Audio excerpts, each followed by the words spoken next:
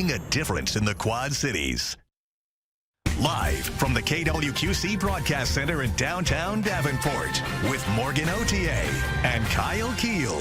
This is Quad Cities Live. Today on QCL, pregnancy, birth, and early parenthood. There's a lot to navigate, but local families don't have to do it alone. We'll show you how the QC Birth Fair is shining a spotlight on resources and support. Plus, from tractor pulls to timeless fashion, Aledo Antiques Day has something for everyone. We'll learn more and meet two special guests from the Pinup Pageant. And later, flowers, fresh air, even a little yoga. We'll take you inside this family-run farm where you can pick your own products. Hello and welcome to Quad Cities Live on this Tuesday, August 19th. Thanks for joining us. I'm Morgan Otier. I'm Kyle Keel. Something big is coming to the Last Picture House in Davenport, and tickets are going fast. Yep, the Boutique Movie Theater is bringing the creators of the hit podcast Cinema Therapy to the Quad Cities for a special evening featuring a film screening and an in-person Q&A. Yeah. Very fun. Joining us with everything we need to know is Assistant General Manager Carly Allison. Carly, welcome. Thanks. It's so happy to be here. Yeah, we're so happy to have have you. Yeah, I love talking all things Last Picture House. It's just such a good time. Yeah. So for people who haven't heard, tell us about this special event. It's coming up this Friday. Yeah, so we're going to screen Unbreakable, which I kind of can't believe came out 25 years ago. How? I know, it's kind of amazing. But the Cinema Therapy guys are joining us. It's this great podcast. It has like 2 million subscribers on YouTube. That is incredible. Which is crazy, yeah. And so, but they'll be joining for a Q&A and a nice little meet and greet about the film afterwards. So it's going to be a really great night. Yeah, it's always nice that you guys do these Q&As after some of these films to get to know a little bit of the behind the scenes. So Cinema Therapy, like you said, 2 million followers, 2 million subscribers. So why is it such a big deal to get them here in the Quad Cities? Well, I think that they just have a really great perspective on film. So obviously, you know, Jonathan is the licensed therapist, and then Alan, he is the professional filmmaker. And so they just go in with this really great lens of looking at film and looking at, you know, the characters and why they do the things they do. And I mean, movies are just about people. And so I think they're just kind of analyzing people in film and why they act the way they do. And it's kind of a really great sense of the therapy behind it. And it's gives great. us a different perspective. Well, and the film itself, so why was that one chosen for them to come and watch this and do this Q&A? Well, I think honestly that Scott and Brian, two of our owners, are just really big M. Night Shyamalan fans. So they are, that has a lot to do with it. And I mean, we have a clapperboard too in our little display cases that's signed by the cast and the director. So we're big fans of that film, but also on Cinema Therapy, they do this really cool series where it's psychology of a hero. And so I think that's going to be a really great perspective that they're going to lend to Unbreakable. I love that. Yeah, and Scott and Ryan, they were, Brian, I should say, they were actually guests on that podcast recently as well. Yeah, they were. They when Heretic was coming out, they talked about the psychology of belief and disbelief. And so that was a really great episode. I encourage everyone to watch it. I did. I started watching it today. And they're gonna be there that night. So what is their role in the whole night? Well, I think that they're gonna just, you know, be there with the panel, talk about their love of the movie. And so since you saw that podcast, I think they're and one of the things about it too is Jonathan and Alan and Scott and Brian, they're funny as well. But you know, they have this therapy lens, but they do it in such a humorous way as well. So it's not that serious. It's, you know, a fun perspective about serious topics, but you know, done in a fun way. Yeah, I love that. Okay, so how can we all be part of the experience? What is included in the whole evening when we purchase tickets and we get our seat? Oh, I mean, well, of course you have to go to the bar and get a cocktail. Well, of course. And then as soon as you go in, you're going to smell the popcorn, so you're naturally going to gravitate to getting a bag, you know, yourself. So good. But yeah, go to lastpicturehouse.com, get your ticket, and but it's selling fast, like you guys said. So yes, I did. I went online before the show today just to get a good gauge of how it was selling, and it is selling very quickly. Like, I have my favorite seats in the theater, and so those would be gone if I were to buy tickets. I'm not telling you which ones my favorite seats are. I'm gonna ask you afterwards. Yeah, I will tell you after. Hint, hint, not the best if you have kids with you. So. Oh, okay. Yep. I know exactly what you're gonna say. Yeah. So this is really great. This event too really aligns with your overall mission at Last Picture House. So kind of talk about what that is and why you guys like to bring these unique experiences to the area? Well, it's kind of like bringing Hollywood to the Quad Cities, you know? I mean, it's one chance only that you kind of, I mean, we're big, but we're also kind of, we have that small town feel still. So, you know, bringing people like that here, and we're trying to build that, you know, and I think we already have obviously built that community of film lovers, but also just people who just, you know, not only love film, but just want to gather together for a great experience. At a really cool place. Yeah, and you're always hosting these events, and we're looking at the aerial photos there. We've been down to the Last Picture House several times on the show. Let's talk about the rooftop, because that's a very special place. Obviously, you've got a big screen to show films, but it's also a nice community gathering place as well. Yeah, and finally the weather is getting so much better, and the rooftop's going to be even better to enjoy this summer. I mean, we've done Star Wars is coming up. We have, speaking of M. Night Shyamalan, we have Signs coming up on the rooftop, and then a personal favorite of mine, Clueless, we're going to be showing here in a couple weeks. Yes. And those do sell out very quickly. So because they have this really great like chalkboard up on the rooftop where people can make suggestions of movies and films that they want you all to bring to the rooftop. And one of them that I picked, I didn't even get to go see because it sold up so quickly. It sold out so quickly. And it really is a unique space with like a beautiful view. You have a lot to offer at Last Picture House. I wanted to ask you also about alternating currents. You guys played a huge role in that. I think I'm still recovering. I think everyone's still recovering. It was amazing just to see the work that is put into something like that. You know, from Downtown Davenport Partnership and the entire chamber. I mean, kudos to, you know, Kyle and Alicia and all of them. But, you know, I mean, we had the film festival, and then we had bands on the rooftop, so we were fully involved. Panels with Andrea, who was on our show. Yeah, it was really done well, and it was just a beautiful time. So Friday will be just like that. Another great opportunity to experience everything. We never slow down. No, you do not. If you haven't been, you got to certainly check it out. So this one night only special screening of Unbreakable is this Friday, August 22nd at 7 p.m. and the film will be followed by that in-person Q&A and fan meet and greet with the podcasters from Cinema Therapy. For tickets, very limited tickets left, to visit lastpicturehouse.com. That's also where you can check out future film screenings as well. Thank you so much, Carly, for being here today. We appreciate it. Yes, thank you so much. Still to come on QCL, from doulas and midwives to yoga, food trucks, and family fun, the QC Birth Fair has something for every stage of the parenting journey. We'll show you what's in store next. You're watching Quad Cities Live. The journey from pregnancy through early parenthood is filled with joy, challenges, and lots of questions. And this weekend, families across the Quad Cities will have the chance to connect with trusted resources all in one place. The QC Birth Fair is back for its second year, and here to tell us all about it is Mackenzie Cornelison, and lactation counselor, along with midwife and doula Miranda Mendoza.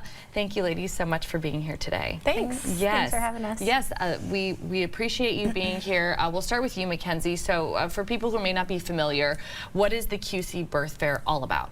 Yeah, so we just want to bring together resources in the community that can help from preconception through postpartum. Anything from doulas and midwives to nutrition. We have chiropractic, all sorts of resources for them all throughout their pregnancy. I think it's great because I have one child, and I remember before I had her, and then early on, you don't realize how much is out there that can be beneficial to not only pregnancy but those early days when you have an infant. I mean, when you said chiropractic care, I mean, that was something I was like, you take a baby to a chiropractor? Oh, you sure do, and they can help with all sorts of things. So Miranda, this is the second year. Did you take part in this last year? Yes. Okay, so talk a little bit about maybe how you see that it's grown a little bit over the last year. Well, we definitely had more time to plan it this year. Last year we planned it in about 2 months. Oh, wow. And so we did the best that we could, and we still had about 250 people. So we're hoping to have more people this year. We're hosting it at Mercado on 5th in Moline. It's a great venue. We can house more than 250 people. So I think we have about 10 more vendors this year than we did last year. So we're just really excited to be able to not only bring resources to people, but also support small businesses. Yes. What do you think makes this resource fair a little bit more unique, I guess, compared to maybe other family-oriented resource fairs? I feel like we have a lot of things for kids to do because I feel like it's really hard to get out of the house when so it's like, okay, I can bring them with, I can get really great information, they can play outside, you know, they can get good food. We have bubbles, we have chalk, we have yard games, so it's just bounce house. Oh, that's important. So that is important, and it's not going to be a heat index of 110 degrees, so it's safe to jump in the bounce house this weekend. I want to talk a little bit about both of you. So Mackenzie, tell us about the services that you provide. Sure. I'm a lactation counselor in the area and a doula. So I'm there from maybe going to the birth and helping them prenatally, and then afterwards, once they have baby, helping them with latch, weight gain, pain, all of the things when it comes to feeding your baby, even bottle feeding or bottle refusal. Yes, such an important thing that you do. I know a lot of people seek out services like that. They don't really know what they're in for, especially for first-time moms. They don't necessarily know how difficult it can be and what that journey does mentally too. I mean, if things aren't going exactly how you pictured them, it's so nice to have somebody that can calm you down a little bit and guide you through that and help you. So tell us a little bit about yourself, Miranda, and what you do. So I'm a licensed midwife. I am a home birth midwife or community-based midwife, and I'm licensed in Illinois and Iowa, and just recently opened my own practice in the Quad Cities. And also I'm a realtor, and because people that have more babies, we can find you a house too. You need a bigger house when you have more kids. So just really doing all the things, really helping people across their whole spectrum of life. Okay, and you're both certified doulas, is that correct? Yes. Okay. Also. And you, so tell us, Mackenzie, a little bit about what a doula does. Yeah, so a doula is there to provide informational support and emotional support, and also make sure that they feel like they have a voice. A lot of times, like, you know, we go into our providers and they're giving us information, but we don't really know what to do with it or that we actually have options. And so the doula is there to, kind of calm the space, make sure that our client takes the time to think about things, understands evidence-based resources, how can we help you, and that's prenatally and postpartum. My business, QC Doula Connect, has a bunch of doulas within the area that we all came together and we're supporting each other. That's wonderful. Yeah, in the Quad Cities. Yes, and before and after baby too. Pre and post. So she's postpartum. I'm postpartum doula, just because I didn't have the greatest postpartum experience with my first two kids, and so I went down a rabbit hole of like, how can I make this better? I just really love supporting people in the postpartum time. I'm mostly full-time with midwifery and with real estate, but I just love postpartum time and postpartum help. So it's a huge support. So being that you were involved with last year, what kind of feedback did you get from folks that showed up last year? I feel like everybody was really happy that it was a one-stop shop. You know, you can go and you can find a midwife, and you can find a postpartum doula, and you can find lactation. And I haven't been to the Chiro before, which is wild in the Quad Cities. But there are people out there that haven't been, and so they found a Chiro there too, and a pediatrician. So we even have other community resources, like bigger names like CHC is going to be there, and Rock Island County Health too. And so there's just really something for everybody. There is, and there's something too for the person that hasn't even thought of it yet. Right. You know, there's so many things there, and they're all there. Mackenzie, why is it so important to connect our local community with these local resources? Yeah, we want them to feel like they have a voice and they're supported all the way through. And a lot of everybody that's there, like, we've seen each other, we've worked together, we kind of share care all together, and so they kind of use us as one-stop shop as a group, and we want them to feel like they have support and know where to go versus, okay, just show up and have a baby, which some of us have done and learned from. And we've learned from that experience, and you know what you want to do or maybe don't want to do if you plan to have more children in the future. So a lot to offer there. The Quad Cities Birth Fair, it is coming up this weekend. It is Saturday, August 23rd from 10 a.m. to 3 p.m. at Mercado on 5th, which is located at 423 12th Street in Moline. This is free to attend. To learn more, search Quad Cities Birth Fair on Facebook. You'll find lots of information information there as well. We'll get this posted on our website. Mackenzie and Miranda, thank you so much for being here today, and it should be a great time this weekend. Yeah, we're excited. Thank you very much. Still to come, from lavender fields to handcrafted products, we'll learn more about the mother-daughter duo behind Dandy Flowers as they prepare to open to the public this weekend. You're watching Quad Cities Live. Dandy Flowers is a family-run flower farm in Aledo, Illinois, preparing to open to the public this weekend for flower picking season. Joining us today is half of the mother-daughter team behind the scenes, Kate Danner. Kate, thank you so much for being here. Thank you for having me. I'm so happy to be here. I am so happy you're here. All of the items, I mean, she was just telling me in the commercial break, some of the stuff that she brought, which we will share with you, are so beautiful, incredible, amazing. You've done a wonderful job. Thank you. So let's just talk about the beginning. How did Dandy Flowers get its start? So I think like 2020 was like a reset for everybody, right? Oh, sure was, yeah. Right, and so like my mom and I are like, okay, well, what can we do? Like, how can we bring beauty to the world? And my mom was like, well, I really like flowers. And I was like, ooh, so I'm a full-time farmer. I manage about 1,500 acres of corn and soybeans. Holy cow, yeah. So I have like a background in like kind of having a green thumb, right? Yeah. And so mom was really interested in growing lavender. So we aggressively planted like 500 plants of lavender, and now it's growing, and we probably produce like the better part of like 1,800 bundles of these a year. And then, so there's different kinds of lavender. So there's lavender for culinary purposes, there's lavender for essential oils, and we use them in both. So we distill some of our lavender and we get some essential oil and some hydrosol. And then on the other side, what do we do is we take it and we use it to like marinate vinegar, or we put it in like our salt and pepper. One really popular item is that we make a lavender simple syrup. And we've kind of branched into like the wedding market. I bet. A lot of brides really like to have a signature drink at their wedding. Yes. Like a lavender lemonade, or for those of us that maybe get a little rowdy at weddings, maybe they add a little bit of vodka to it. A little something in there, yeah. So as we mentioned, you work alongside your mom, which is so special. Yes. I love that. What is that like for you, running a business as a mother-daughter duo? Oh, look at you two. Yeah, right. Yeah, that was some of our many lavender plants.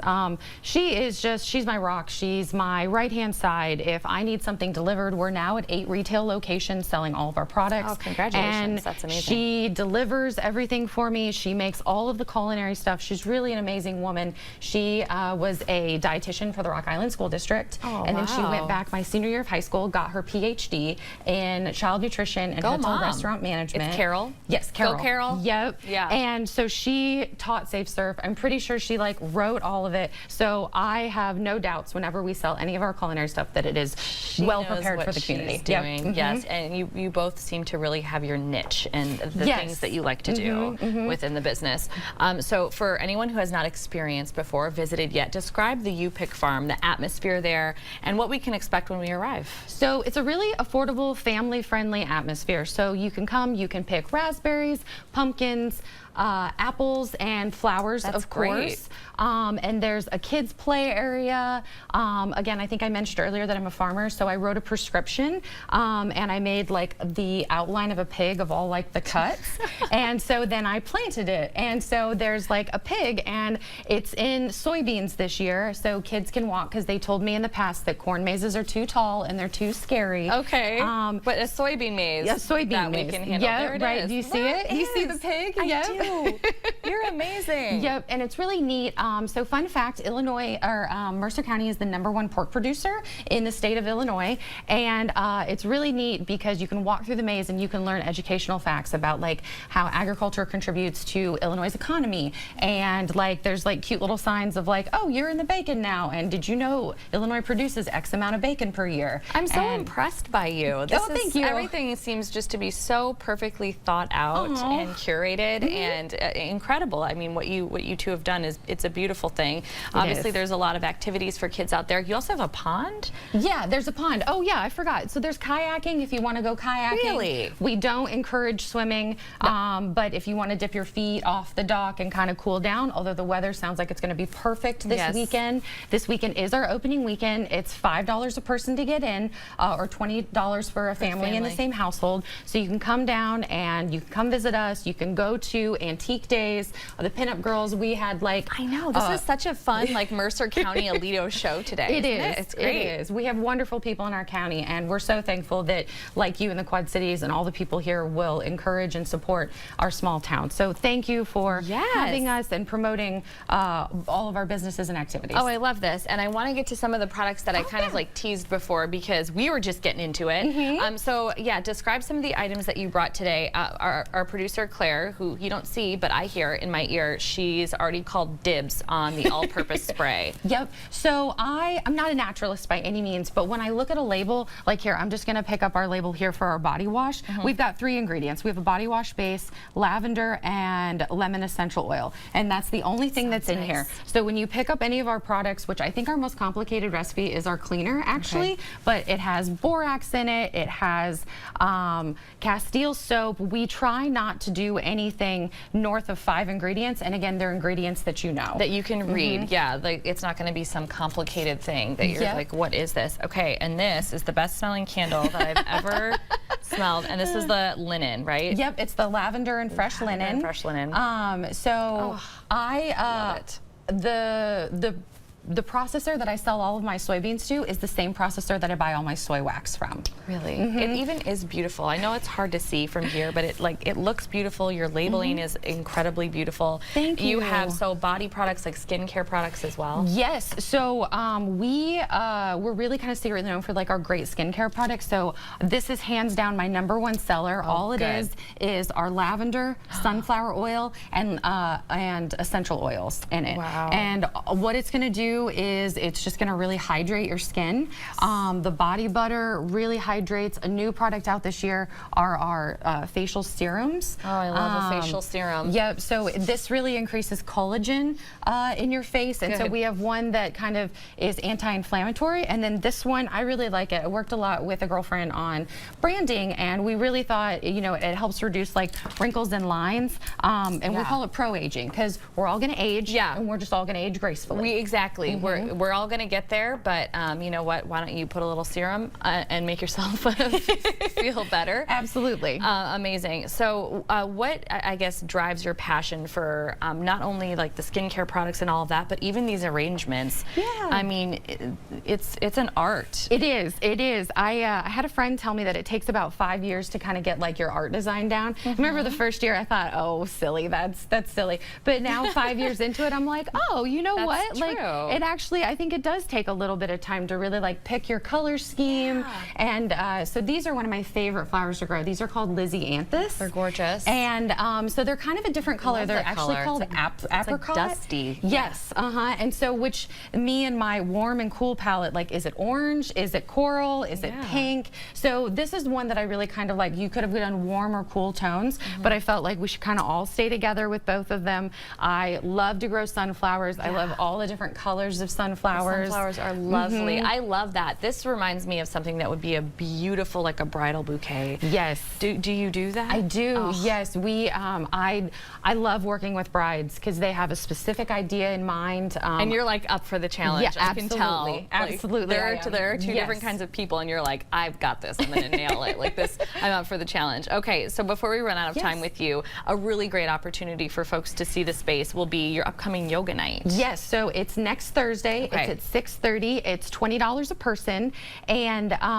you can come if you don't sign up on our website. You can come at the door, but it's just a really relaxing night. The store will be open. If you want to kayak, we'd love for you to come kayak. This sounds If you want to cut your own flowers, please come cut your own flowers. But just come, relax, stretch, enjoy the night with all of us ladies. Oh my gosh, what a beautiful place. I cannot wait to check it out and everything that you have to offer, so thank you.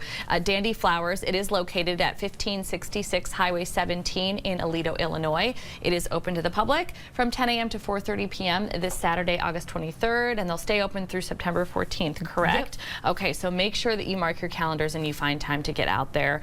Anything else people should know before they go? It's just that we're an affordable, family-friendly atmosphere, and this, you know, transferring our farm into like a tourist attraction, like it is just a labor of love, and I hope that you come and enjoy the farm, that I live there every day, and I hope that you get to try some of our products while you're there. I love that. Kate, thank you so much for being here today. Thank you. Still to come in our second half hour of QCL, we are stepping back in time ahead of the 22nd annual Aledo Antiques Day and Car Show. Plus, we'll meet an Augustana professor who's written a new book about activist and Catholic priest Sally Gross, talking more about why her life story still matters today. And if you've stepped outside today, it's certainly cooler, but yeah, it still feels a little muggy out there, but we do have more comfortable air on the way, and we'll tell you when that arrives coming up in your First Alert forecast in the second half of Quad Cities Live. Accurate and reliable. This is your First Alert forecast with meteorologist Kyle Keel. Well, it's better late than never, getting on some sunshine here across the QCA, the Everywhere Camera Network, showing that partly to mostly cloudy sky across the region. Temperatures fairly seasonable. We're kind of in the low 80s, even some upper 70s in some locations. Those clouds have really hung tight today, so we'll call it partly to mostly cloudy here for the remainder of the day and into tonight. Maybe a little patchy fog to get through. Lower humidity still on tap here later this week. I think we have one more day with those dew points in the upper 60s to near 70 before we finally see a break in that humidity. That'll lead us into kind of a fall-like weekend, especially Sunday, where it's going to feel a little more like September. So all you fall lovers, that's something to look forward to. We're also looking forward to the downfall of the humidity. It is coming. Again, maybe the next 24 hours, we're still dealing with kind of that humid to very humid air, although it's not going to be too hot. But notice we'll see those that dip in the dew points. It's going to feel very comfy here as we head into the weekend. Lots of outdoor events. Very nice if you're headed out to the air show. Here's a look at the clouds. They've really kind of hung tight through much of the day. That first frame there, a little bit off. That's some bad data there, but you get the idea that the clouds have broken up just a bit. So we'll keep a few clouds in the forecast here as we head into the overnight hours. Any severe weather is staying well outside of our area. We've got some severe weather here in southern Illinois, Kentucky, Missouri, as well as off into Kansas, but that is staying away from us. So that is the good news.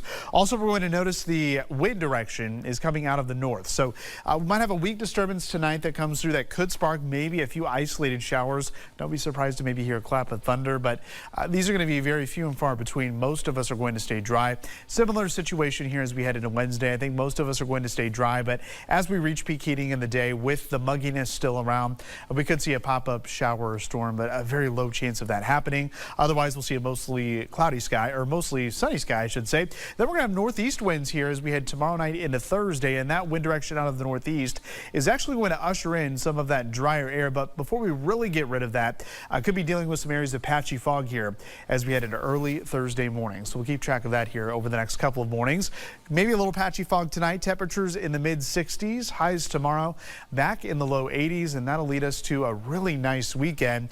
80 degrees here on Saturday, a mix of sun and clouds. Similar conditions here on Sunday, except on Sunday we'll have lower humidity, and that means a very comfortable start to the weekend, or a comfortable end of the weekend, and that is expected to continue really over the next week and a half to 2 weeks as the weather pattern does look. So as we look at the next 7 days, looking really nice here heading into the weekend. Highs in the low 80s as I mentioned Saturday, but mid 70s here Sunday into Monday. And look at that low temperature, Morgan. Sunday night, 51 degrees. There could be some hometowns that end up in the upper 40s here early next week. So talking about two ends of the spectrum here. You know, earlier this week, 110 heat index to potential 40s here early next week. Only in the Midwest, but it's got me thinking about, we got the first day of school coming up in our house. Oh yeah, that's right. And so it's gonna, you know, the outfit matters. And so it does. It'll be one of those situations where you might need a jacket in the morning and then short sleeves in the afternoon. Right? You have to tell her, because I'm not going to tell her. I will. I'll do that for you. All right. Thanks, Kyle. You're welcome.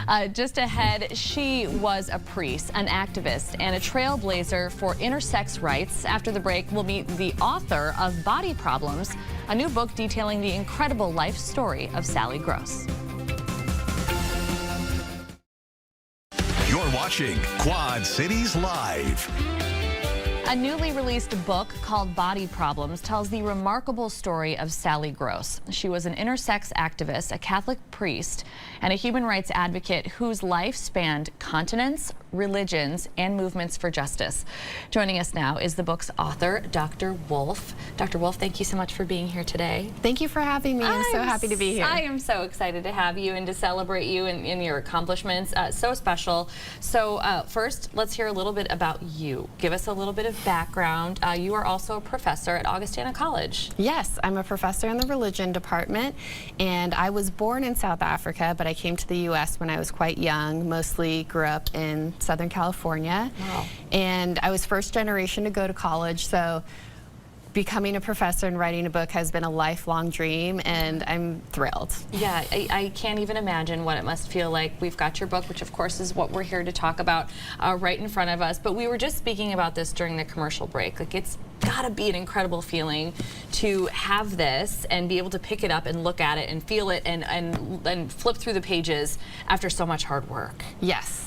And it truly was a team effort. So many people that I interviewed, from her friends to priests, her activists, colleagues, her family members. It took a village to write the book. Yeah. And yeah, it's been amazing. What I believe it was one of my questions for you a little bit later, but a decade in the making. I mean, yes. You started this journey 10 years ago. Academia is a very slow process, and it's traveling amazing. to different archives in South Africa, in England. Her brother lives in Boston and was gracious enough to let me look through family photos, and people were sharing their hearts and their stories, and you could tell she was really beloved. Yeah, absolutely. Okay, so congratulations, and we want to talk about the book specifically now. Let's start with the title, Body Problems. What is the story there behind that, or the decision there? Well, I think so many of us feel like our body is a problem.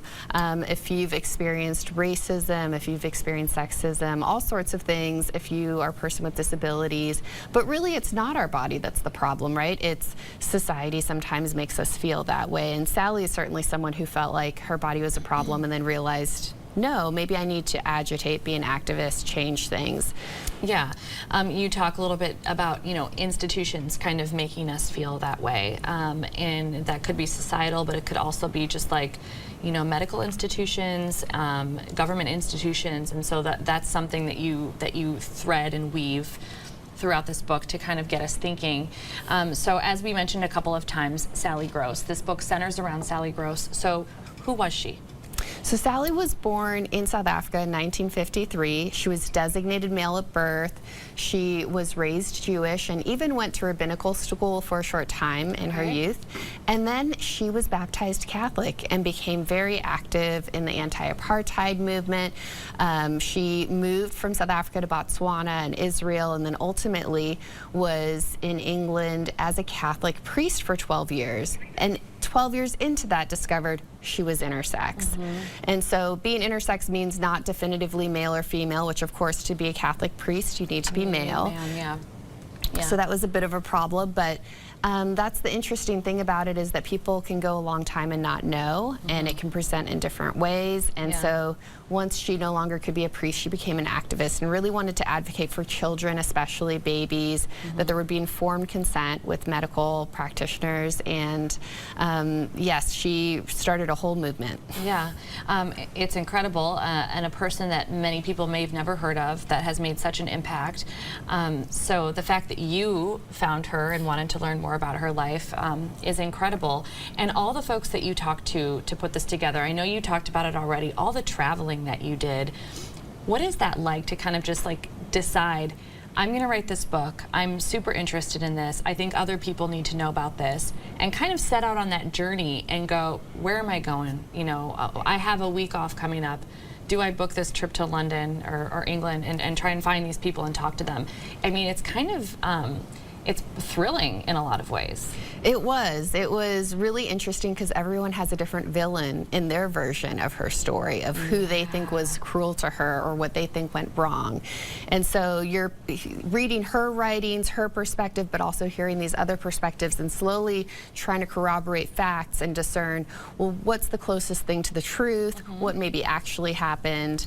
And so sometimes people were still in the throes of grief, so it was quite emotional. It was a very human different experience, and mostly I'm just grateful that people opened their homes to me, opened their doors to me, and shared their perspectives. Yeah. So for you, the person, you know, behind this book and writing all of it, what have you learned in this process from Sally? I'm so inspired by Sally. She really shows that religion is not something that you can bracket. It was always undergirding everything she did, and her ethics and her morals and how she lived in society. And she didn't only advocate for herself or groups that she was a part of. She really wanted what was right for everyone, whether that was animals. You know, she really cared about everything. And so I think she's a testament to what does it mean to embody justice?